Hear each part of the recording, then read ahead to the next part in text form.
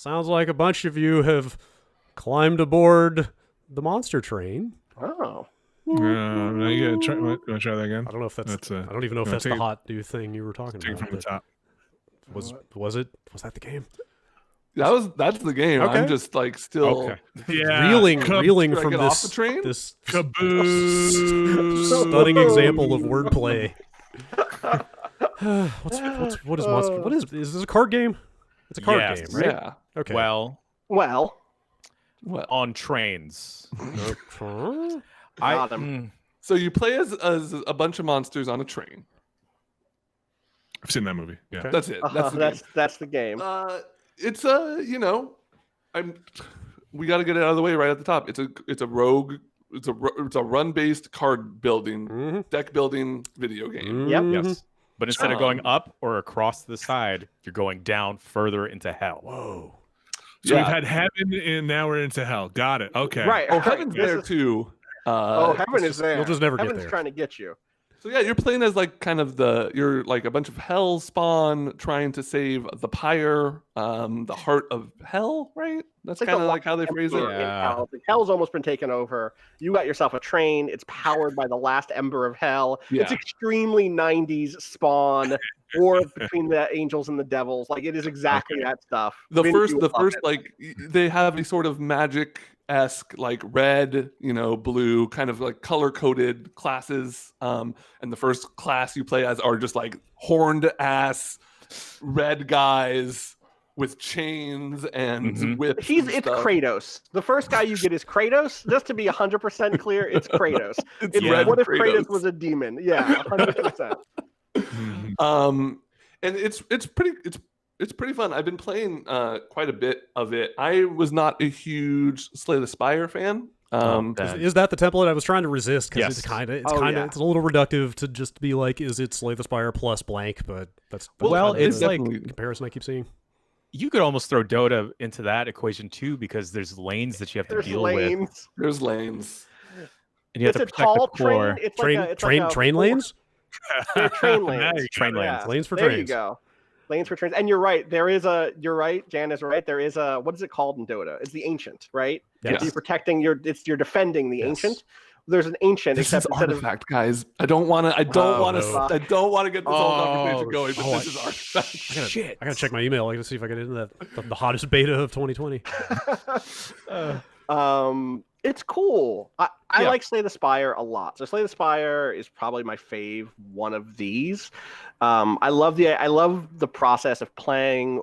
If you haven't played one of these card games before and you're wondering like what is the difference between this and something like Artifact or Hearthstone, it's that you build a new deck every time you play. I think the word deck building gets thrown around a lot and people don't necessarily know the difference between Hearthstone deck building Right. and deck building in a game like constructed this. versus drafting is a whole world of difference. That's exactly right. This is a drafting game. This is a game in which you are throughout the process of playing, building a new deck every time you play a run. And so it's really cool to be like, okay, what is this deck I'm building? What are the mechanics I'm investing in? Am I going to like pierce through armor? Am I going to try to get a bunch of little damage that like piles Right. up quickly? Am I Every gonna get class big kind of has bursts? their own thing, like Yeah. that they can do. There, a couple things that they're not yes. one dimensional. So you start out with like red and green. It's like the red are the hell demons. They've got armor, much like a warrior in Hearthstone. It's about like getting big and bulky. And they've also got like high damage output. And then the green guys are like, okay, they have a lot of healing. They have big tankier units that usually have higher health pools. They get spikes, which is kind of like if you attack them, they'll do some damage back on you sort of stuff. There's a blue class, that's your magic class, et cetera, et cetera, et cetera. Are you getting junk cards in your deck that you need to try and get Start rid with of? some. Yeah. Yes. Yeah, you start with like every deck starts very similar. You choose your main class and like a subclass. I think they're called clans.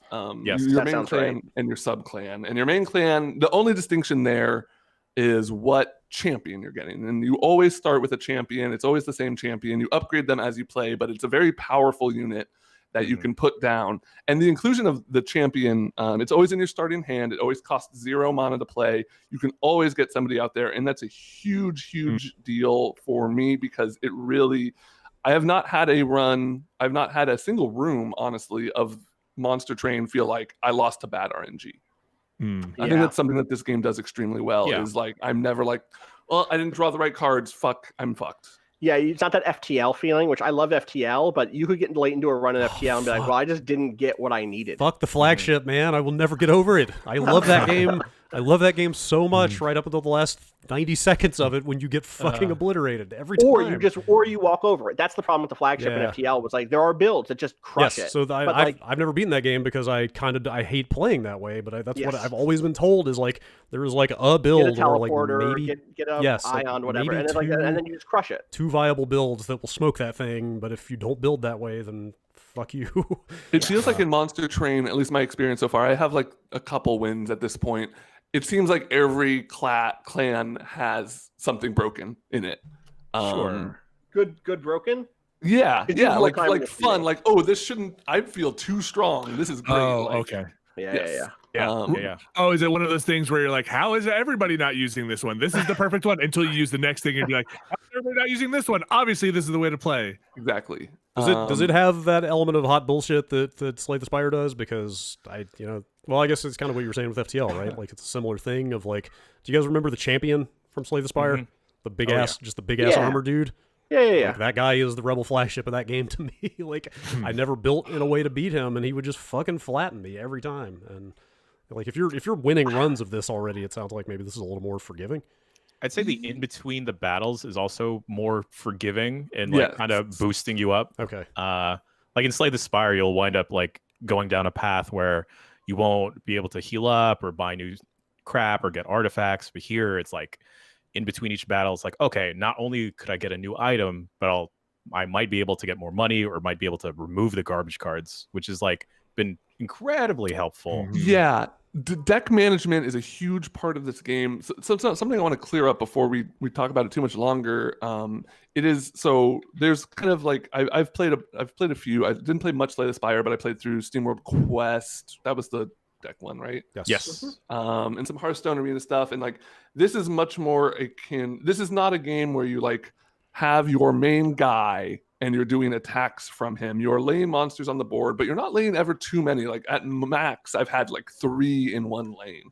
Mm-hmm. So it's not about like, making sure you have like your 10 really strong guys. It's more of like management and upgrading existing cards. All cards have like 2 slots on them that you can fit upgrades into, whether it be a spell card that's like, okay, this does double damage or whatever. So a card that is just like, boom, do 10 damage to your enemy becomes do 20, or do 10 healing becomes do 20. But then there's also interesting effects like double the effect or whatever it is. Or like, instead of discarding this card, it just goes back onto the top of your pile. So it's less about building the perfect deck and more about taking your starting deck and just slowly tweaking it as you go and forming it based on, there's like outline factors like artifacts you can pick up, which will be just sort of top level stuff like all spells do 3 more damage, or like enemies enter your train and take 5 damage or something like that. And the structure of it is interesting too, because it's not like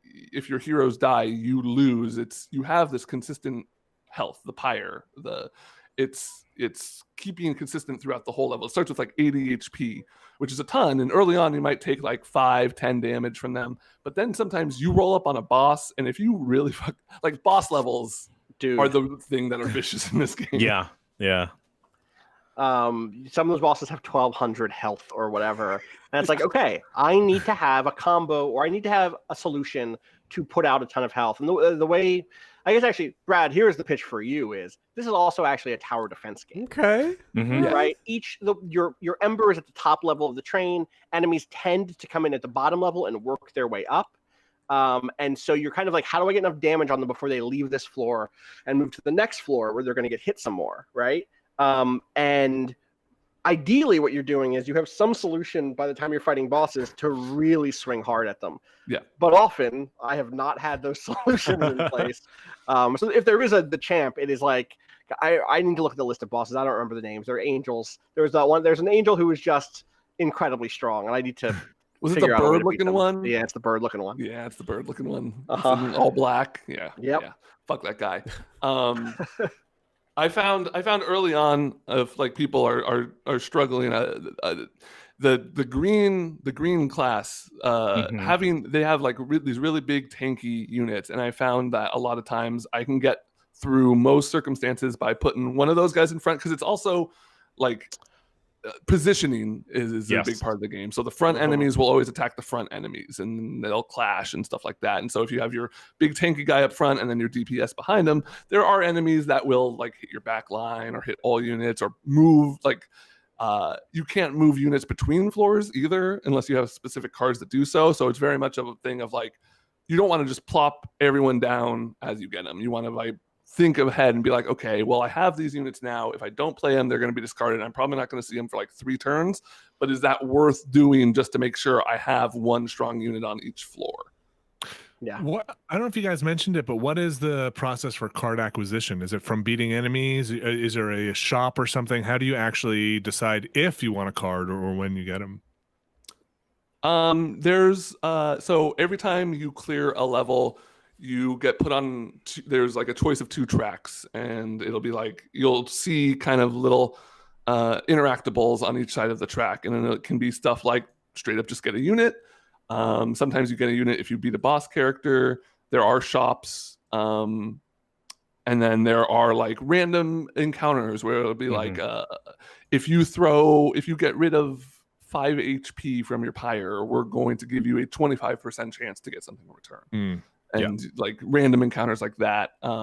There's places that are just straight up, you enter this place and you can get rid of 2 cards from your deck, so you can get rid of 2 of the like weaker cards that come default in. That's what I meant earlier about like deck management being a big part of it. Is getting rid of cards is just as important at a certain point. And it's cheap. And I think that's one of the smartest things about this game is it's not afraid to mechanically take big swings, in the sense of you'll get a thing that's like upgrade this card, upgrade one of your cards by 20 damage. And like that's a lot of damage when right now most of my cards do 4 damage, right?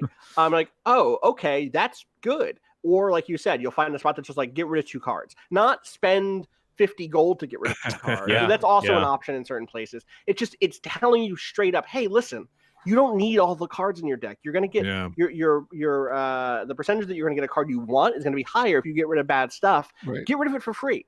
You get rid of it for free, and suddenly I don't have to feel bad about spending money on getting rid of something, which is like a classic early block for players who are coming to this genre, where it feels bad to pay money to lose something, even if that thing isn't good, you know? It's funny. It's so funny you say that. I just started playing, sorry, this is a board game thing, but I just started playing Clank in space with my kids, and it's my first deck building drafting thing with, and like, you know, they totally get all the cards, right? And then you get a card that's like, well, this card says destroy 2 of your cards. Why would I ever want this card? And then by about the second or third hand, you're like, oh, right, because I want to get rid of this starting card that's crap now. Right. And actually, these are some of the most powerful cards you can get. And that's why there's so few of them. It's so funny you say that. We just had that it's realization. So hard to, totally. And it does that stuff really well. I don't know that I love how it looks, which is a really silly thing. Jan, I don't know. How do you feel about it? The look of the demons, like when Ben first asked me to like look at this with him, I was like, Monster Train, all right, whatever.